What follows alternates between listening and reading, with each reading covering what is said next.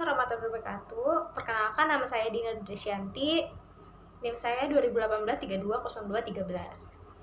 Di sini saya akan mempresentasikan tentang akuntansi lembaga sosial Islam.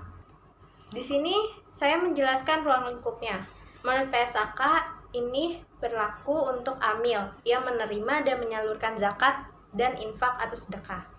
Amil yang menerima dan menyalurkan zakat dan infak atau sedekah yang selanjutnya disebut amil, merupakan organisasi pengelolaan zakat yang pembentukannya dimaksudkan untuk mengumpulkan dan menyalurkan zakat dan infak atau sedekah. Di sini ada pengertian-pengertian. Yang pertama itu pengertian zakat, yang kedua itu pengertian infak, yang ketiga itu pengertian sedekah, yang keempat itu pengertian wakaf. Yang pertama, pengertian zakat. Menurut bahasa, zakat itu zakah, yang artinya berkah, tumbuh, suci, bersih, dan baik. Menurut etimologi, zakat itu artinya aktivitas memberi harta tertentu yang diwajibkan Allah Subhanahu wa Ta'ala dalam jumlah dan perhitungan tertentu untuk diserahkan kepada orang-orang yang berhak. Di sini ada jenis zakat. Yang pertama, zakat fitrah. Yang kedua, zakat harta atau zakat mal. Yang kedua itu ada pengertian infak.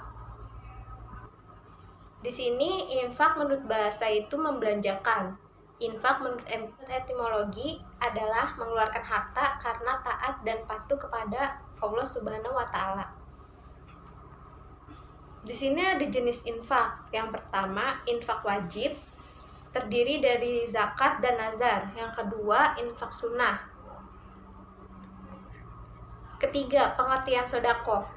Merupakan pemberian kepada fakir, miskin yang membutuhkan tanpa mengharapkan imbalan.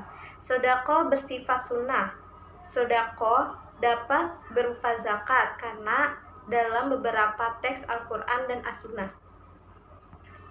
Sodako adalah suatu yang makruf, benar dalam pandangan syariah. Yang keempat, ada pengertian wakaf. Menurut bahasa, wakaf itu artinya menahan harta untuk diwakafkan. Menurut etimologi, wakaf adalah menahan harta dan memberi manfaatnya di jalan Allah. Kepemilikan berpindah kepada Allah Subhanahu wa Ta'ala. Jenis wakaf berdasarkan peruntukan. Yang pertama itu wakaf ahli. Yang kedua itu wakaf kebajikan. Jenis wakaf ada berdasarkan jenis harta. Yang pertama, benda tidak bergerak. Yang kedua, benda bergerak selain uang. Ketiga, benda bergerak berupa uang.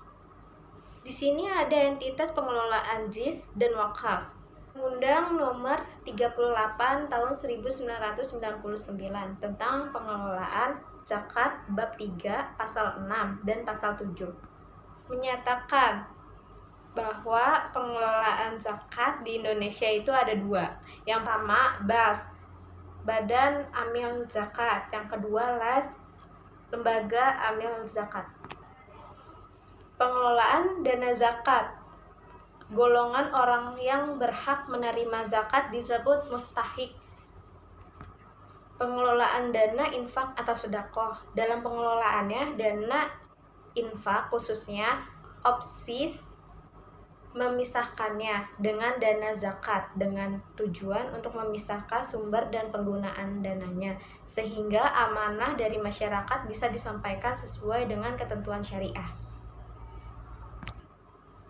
Pengelolaan dana wakaf melakukan pengelolaan dan pemeliharaan barang yang diwakafkan, melaksanakan syarat dari pewakaf. Susunan organisasi lembaganya.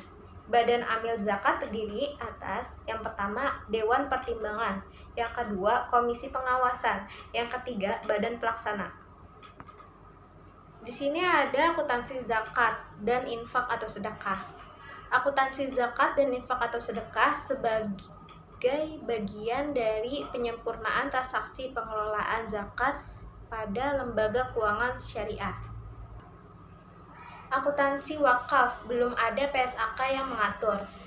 Bentuk pengelolaannya mirip zakat, perbedaannya ada hasil pengembangan. ini ada laporan keuangan AMIL. Yang pertama neraca, yang kedua laporan perubahan dana, yang ketiga laporan perubahan aset kelolaan, yang keempat laporan arus kas, yang kelima catatan atas laporan keuangan. Sekian presentasi dari saya. Kurang lebihnya mohon maaf. Wassalamualaikum warahmatullahi wabarakatuh.